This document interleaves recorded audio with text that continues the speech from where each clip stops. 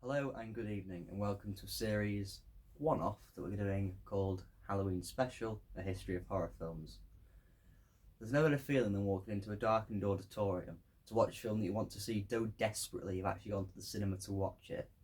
When it's a horror film, there's that level of anticipation, but also terror about what's going to get you when the lights go down.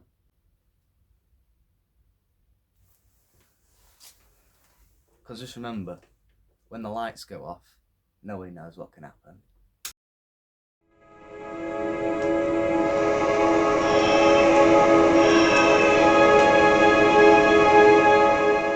Happy Halloween. Today we're going to be looking at a selection of films from 1920 to 1999.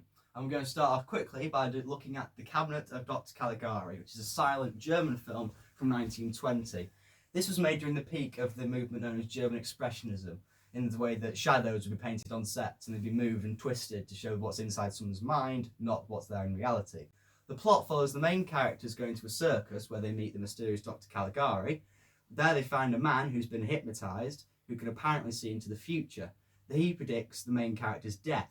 They die half an hour into the film, and then is it Dr. Caligari, or the hypnotised man, who killed them? The rest of the film follows that same structure, but generally is quite boring. So now what we're going to do is rank the film, then we're going to come back to another very famous film from 1922. Cabinet of Dr. Caligari. Right, so now what we're going to do is the ranking process, which we're going to do with every film. For some we might ignore them because they're really boring, or because we've filled up the board. So, where does it go? First? No. No. It does not go first. It goes Absolutely fourth. not. Yes, 4. Bang right at the bottom. It's Yes, terrible. it There's is- no point of it. It is not a good film. No. Its influences are many, but the actual film itself is awful. Did you say it was German? Yes, it was also German. Well, there you go. Yes. Well. Right, now moving on to another German film. Oh, great. The next film we're going to be looking at is from 2 years later. It's from 1922 and it's called Nosferatu. By director A.W.E now, it was a rip-off of Dracula without buying the rights, which is why characters such as Count Dracula have been changed to Count Orlok and Harker has been changed to Hutter. The film is another peak of German Expressionism and it follows the lead actor, who is Max Schreck. There was rumours that he was also a vampire, and it didn't help that his last name was Schreck either, which translates in German to terror. The film was almost destroyed, but only 3 copies remained after the court trial for the rights, although the premiere cost more than the film combined, and all the sales and all the tickets, so the company very quickly went out of business. All but 3 copies of the film survived after the trial, and then they were both 16 millimeter copies, which were then turned back into worldwide media in the 80s after the Dracula copyright had run out. Now, let's rank this film. Nosferatu. Right, it may be a rip-off. It's a rip-off. Oh, hit the trial. Right, come on. It may be a rip-off, but it is a really good film. It's probably the best silent film that's ever been made. I will put it in number 1, personally. Moses? You know what? I'm going to agree with you with that one. It might be a rip-off, but I think it's quite decent. You have no say in the matter, Archie. Get it on there. Oh. Next film on our list is 1923's Hunchback of Notre Dame, starring Lon Chaney in the lead role. He also partially directed it. It was one of Universal's first $1 million films, using thousands of extras. It is a very good film, and the makeup Chaney uses and his physical performance is incredible for the fact that it was in 1923. Although the film does have some drawbacks considering length and how boring it is when the Hunchback is not in the frame. So now let's rank it. Hunchback of Notre Dame. Right, now this is a 1923 film with Lon Chaney in it. The makeup is incredible, I think you'll agree. Yes, the makeup is incredible. And with such a large set and so many extras, it is really a good film. But 2 or 3. yes, it's close. It's a very long film, and especially for a silent film as well. Yeah. And despite the fact how good everything may be, the length doesn't help it at all. Yes. So I would say 3. 3. Maybe top end of 3. Yes. I'm going to do that then. There. Yeah. Just not there. Yes. And now the next one. And now we're talking about Lon Chaney. He was born on the 1st of April 1883. Both his parents were deaf, so he learned to exaggerate his movements. He started a stage career in 1901. He had a son in 1906 called Creighton Chaney, and later Lon Chaney Jr. He settled in California in 1910, and he worked doing makeup for Universal from 1912 to 1917. By 1919, he was known as the best character actor in the US, and he died in 1930 on August 26th due to lung cancer. And in Hollywood, there was a 2-minute silence for him. The next movie on our list is 1925's Universal film Phantom of the Opera, also starring Lon Chaney, this time in possibly his most famous makeup, where he used a fish hook to bring his nose back and cover it in face paint and candle wax that he'd burned onto his own face just to do the scenes. He also partially directed the film and once again had thousands of extras, including a very, very large Paris set. It is a very interesting film and of course gave us one of the most famous scenes of all time, which is really the original jump scare.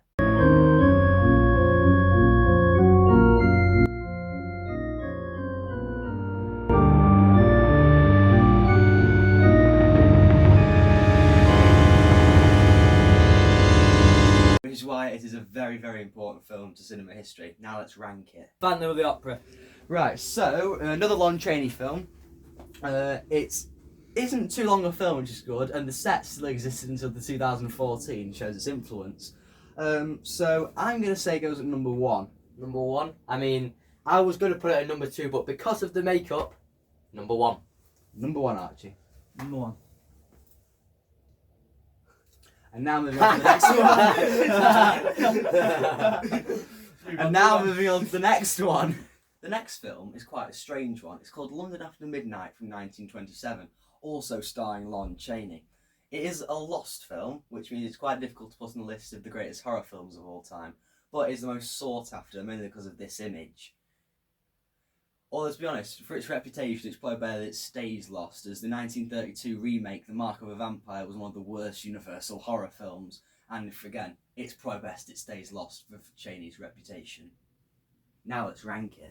London After Midnight. Right, so we can't really rank this one properly because it's a missing film. It is the most sought after in the world and all time, but it's also missing. And of course the remake was terrible, as we've already explained. So we can't really rank it. It is hard to rank a film that isn't existing. It's hard to rank a film that's not existed for the past 60 years. So I think we can't rank it, so we just put it over there. Yes, away from the wall. Yes, out of sight. Gone. Now the next one. Next, Bela Lugosi. He was born on the 20th of October, 1882. He died on the 16th of August, 1956, and got buried in his Dracula costume.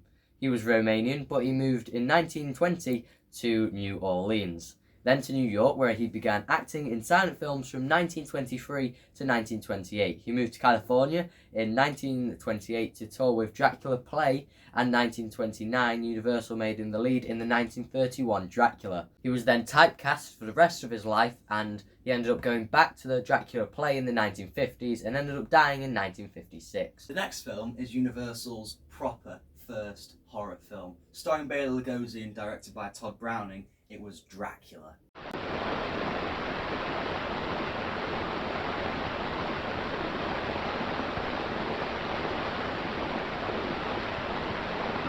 I am Dracula. Oh, it's really good to see you. I don't know what happened to the driver and my luggage and... Well, and with all this, I thought I was in the wrong place. I bid you welcome.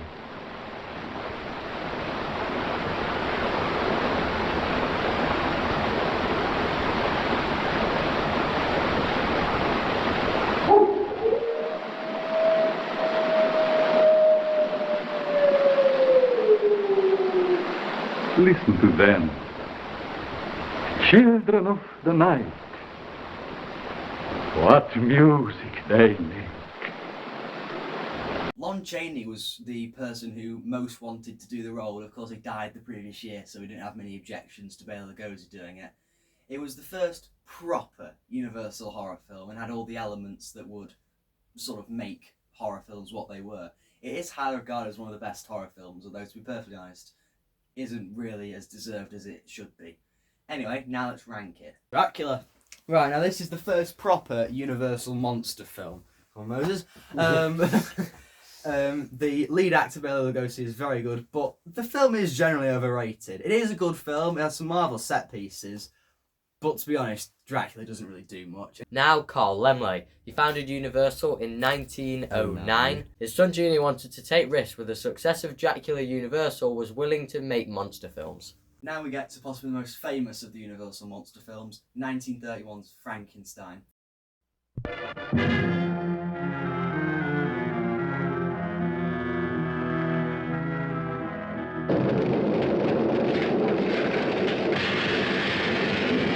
It's alive! It's alive! It's alive!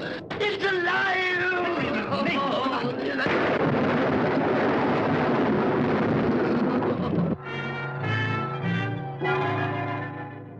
When this dead hand moves, the monster created by a man they called Mad is turned loose to strike terror into the hearts of men.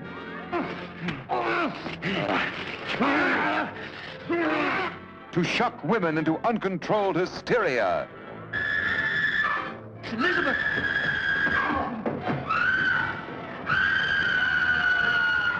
To prey upon the innocence of children. This is the story you've heard about, talked about. The spine-tingling, blood-chilling story that stuns your emotions. Frankenstein. Don't touch that!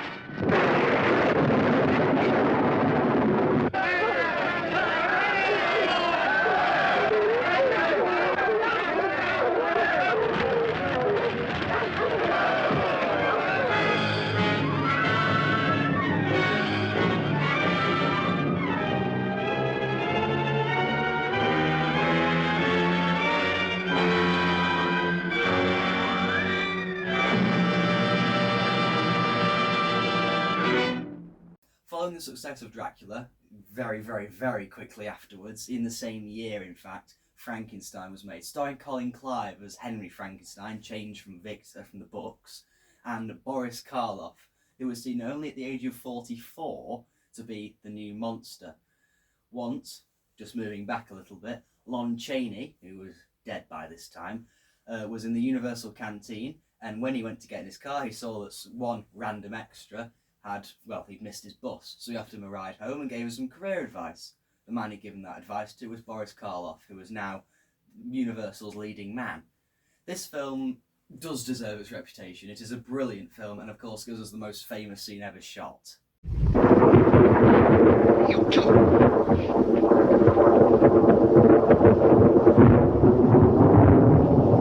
Yes? Eh?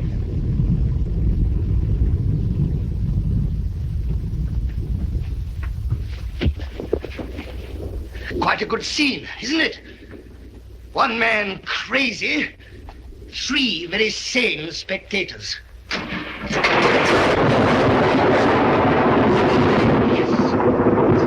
Yes, the matches.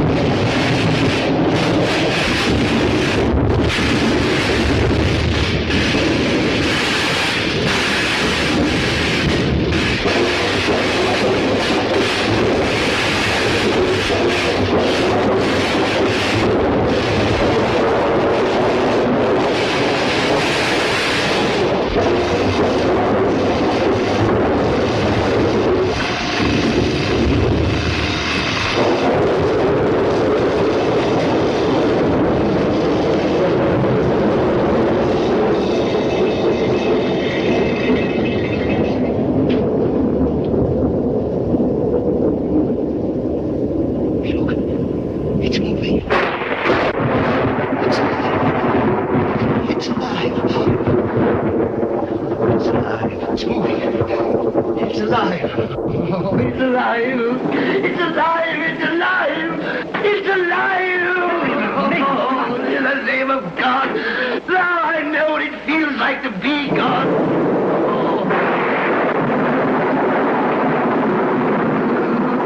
And now Boris Karloff. He was born on the 23rd of November 1887. He played the monster 3 times and was casted first at 44.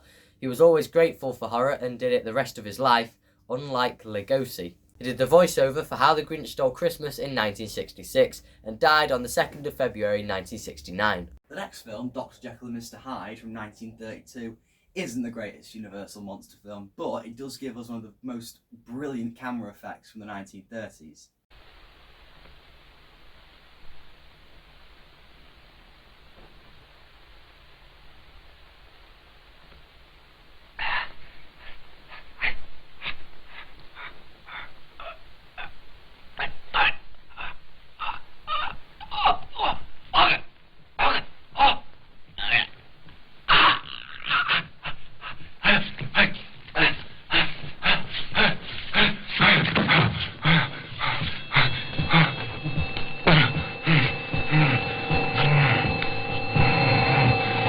Besides that, it's not really a very good film. The next film we're going to talk about is a very good Universal film. Once again starring Boris Karloff. This is The Mummy, 1932.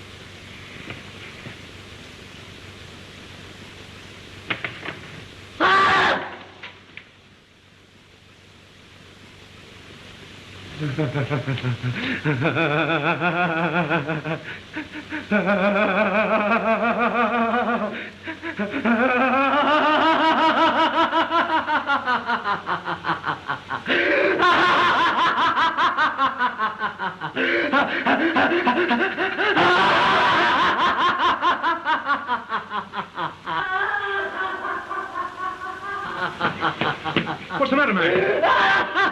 For heaven's sakes, what is it? He went for a little walk. You should have seen his face.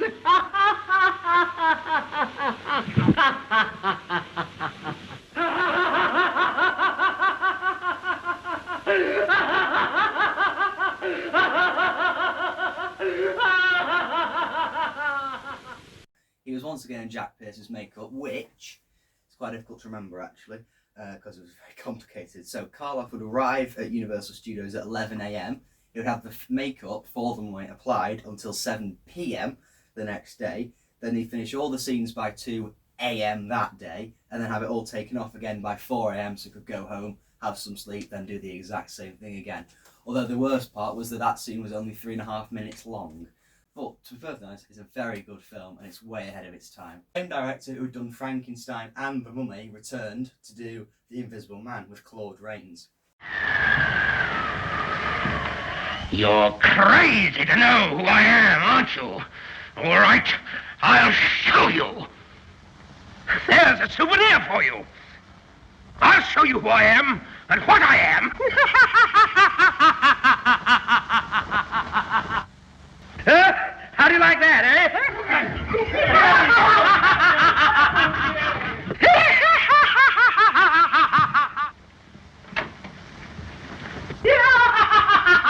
Put the handcuffs on. Reckon I handcuff a blooming shirt. Quick, get out of him!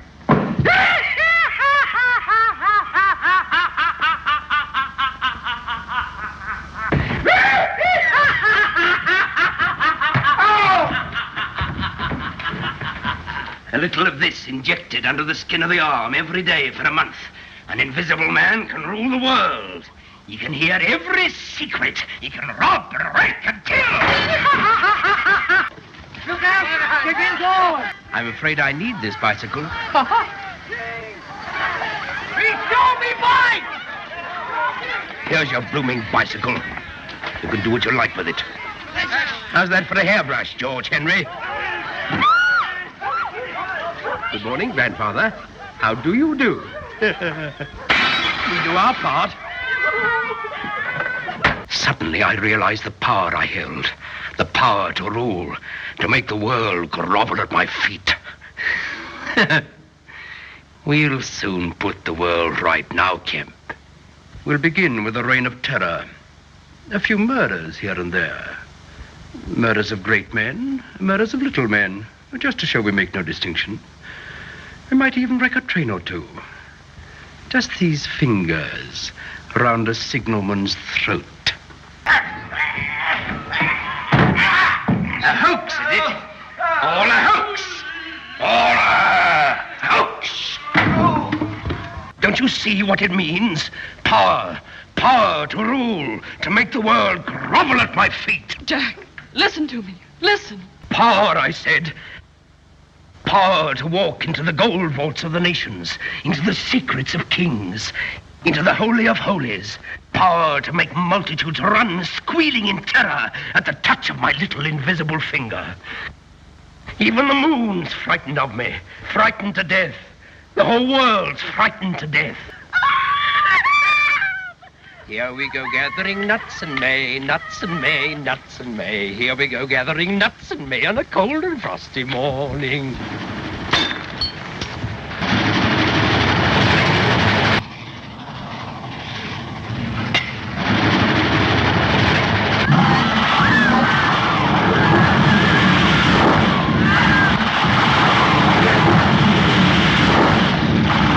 I'll get out and take the handbrake off and give you a little shove to help you on. You'll run gently down and through the railings. Then you'll have a big thrill for 100 yards or so till you hit a boulder.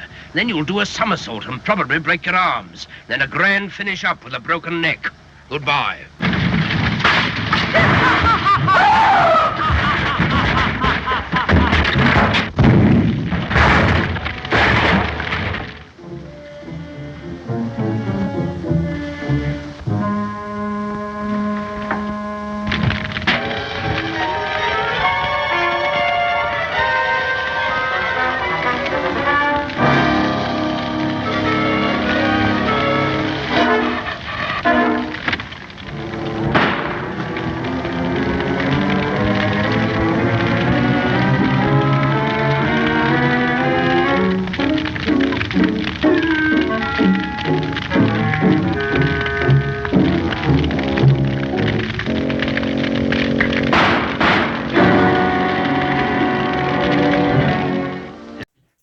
Possibly the best Universal monster film, and it also has the highest kill count of 103.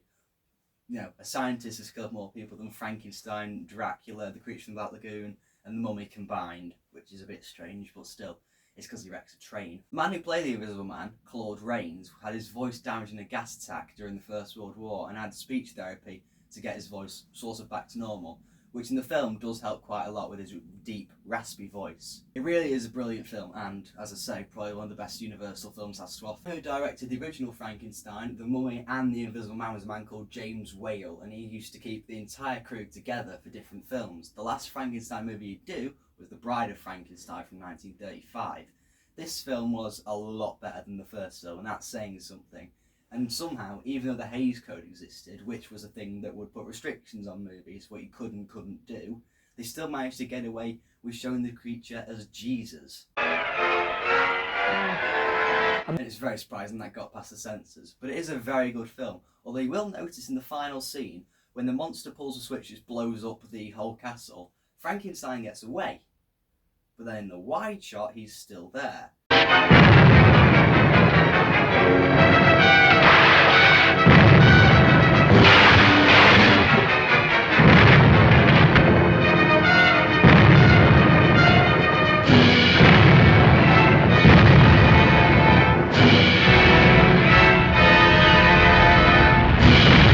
The director James Whale changed his mind on the ending 5 days before the premiere in Los Angeles. The next film we're looking at is a film from 1935, the same year as Bride of Frankenstein, called Werewolf of London. It's the most forgotten out of all the Universal horror films, but it is a hidden gem. It is a brilliant film, but it never makes any lists at all. Although, to be perfectly honest, it was a box office flop, and Universal very quickly realised that they wanted to make a sequel, it had to be completely different. Son of Frankenstein was the third instalment in the Frankenstein series for Universal, once again starring Boris Karloff as in the lead role. Also, Bela Lugosi as Igor, the assistant to Frankenstein, if you will. But by this time, the actor who played Professor Frankenstein, Colin Clive, had died, so they had to come up with something new. There we go. Son of Frankenstein. Basil Rathbone, the actor who played Sherlock Holmes in a lot of 30s and 40s films, came as the son of Frankenstein. Although at the time, Bela Lugosi was suffering financial troubles, and he was given a very small fee for the film. Karloff and Rathbone protested, and he got 3 times his original salary. Although, to be honest, it's quite evident in the film. Hey! You spit on me! I'm sorry, I coughed. You see, bone gets stuck in my throat.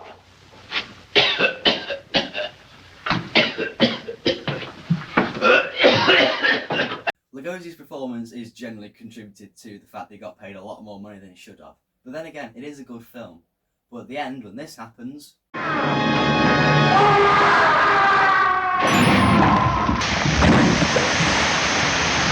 people knew that wouldn't keep the monster killed. But Karloff had given up on the series by then. He was grateful for it, but he just didn't want to take the series any further than he thought it should have gone. Skipping ahead 2 years, we get to The Wolfman in 1941, starring Lon Chaney Jr., unsurprisingly Lon Chaney's son. Again, Jack Pierce does the makeup, and it's brilliant for this film, and the transformation scenes for 1941 are pretty good.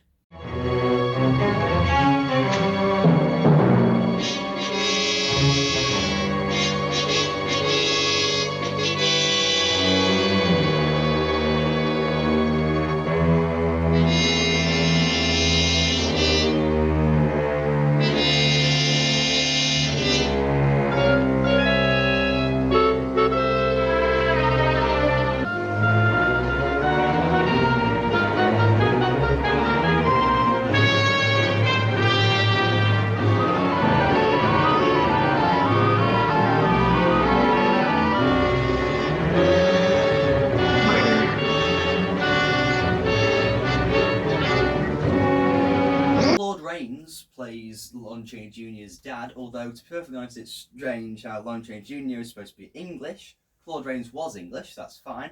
Comes back home from America and has a full American accent. The ending of the film sees Claude Rains inadvertently kill his son, although to be honest, by now everyone knew that you couldn't keep a Universal monster dead. The next film we're looking at came 1 year later, and it's called The Cat People. It wasn't made by Universal, it was made by a rival company, but that's not the point. It isn't the best film in the world, but it does have its influences. For example, this scene.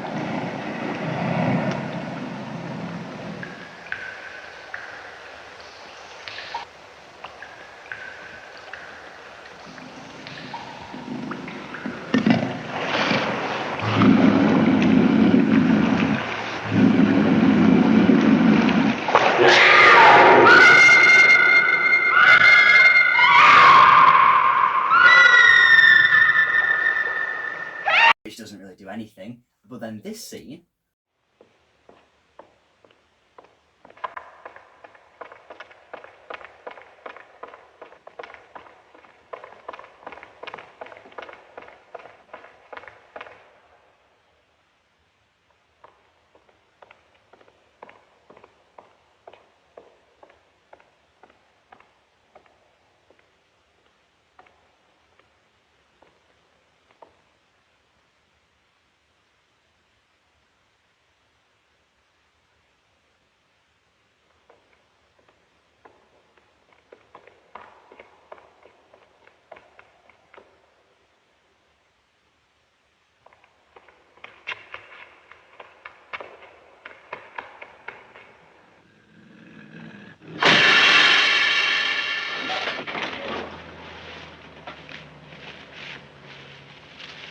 Climb on, sister. Are you riding with me or ain't you? This is a highly influential scene, and it's something where you build up suspense, and then the jump scare is something that isn't scary. It's so well known, in fact, it's called a Luton bus, which is named after the producer of the film, Val Luton. The next film is 1943's Frankenstein Meets the Wolfman. It's the first crossover film ever, long time before Marvel ever did it. And to be honest, for a crossover film, it's really good. And the ending scene is absolutely brilliant.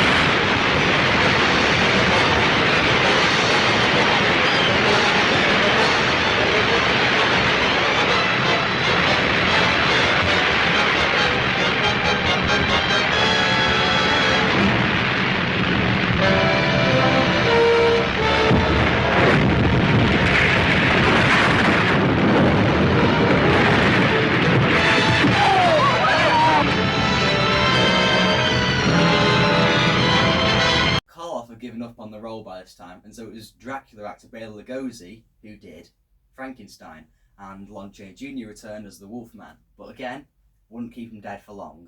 The next movie, House of Frankenstein from 1944, would see Boris Karloff return as the Mad Professor. It would also see Lon Chaney Jr. return as the Wolfman, and Frankenstein return, being played by Bela Lugosi again.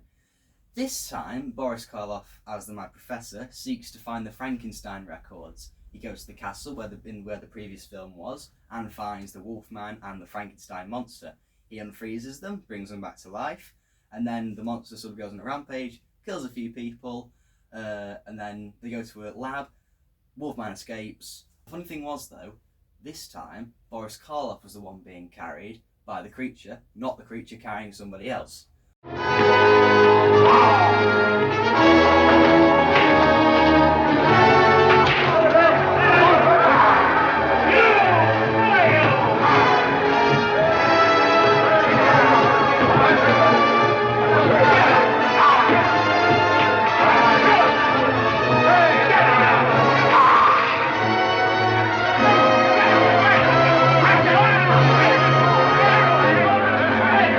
Set fire to the marsh grass. Drive him back into the bog.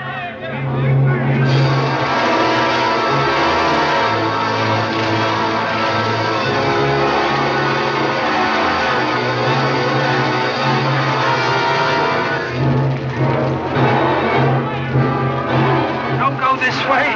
Quicksands! Quicksands! Not this way. Quicksand! Not that way. Quicksands! Quicksands!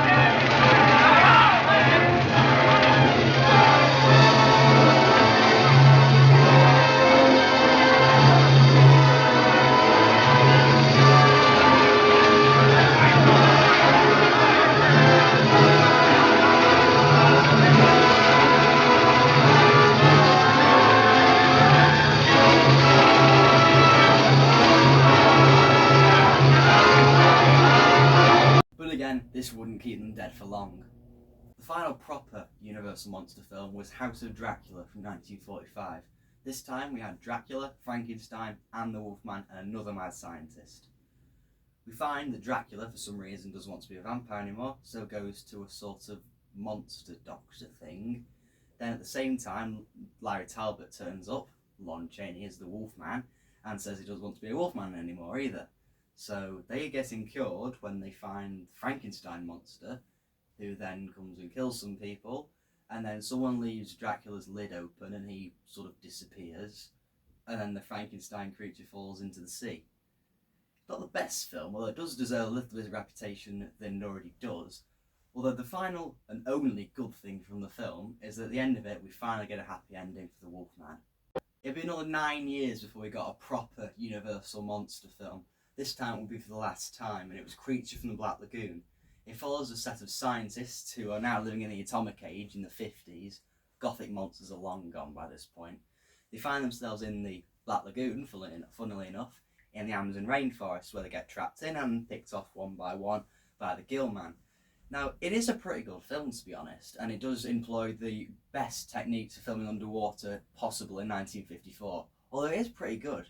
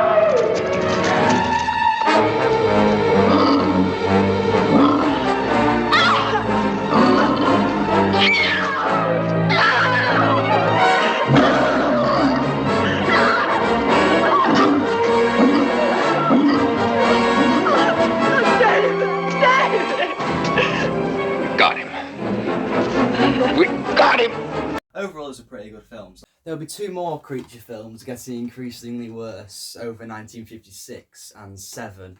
They were terrible, frankly. I don't even know why I bought this. But the point is, horror was pretty much dead. People what once were fear films were now just watching them for entertainment.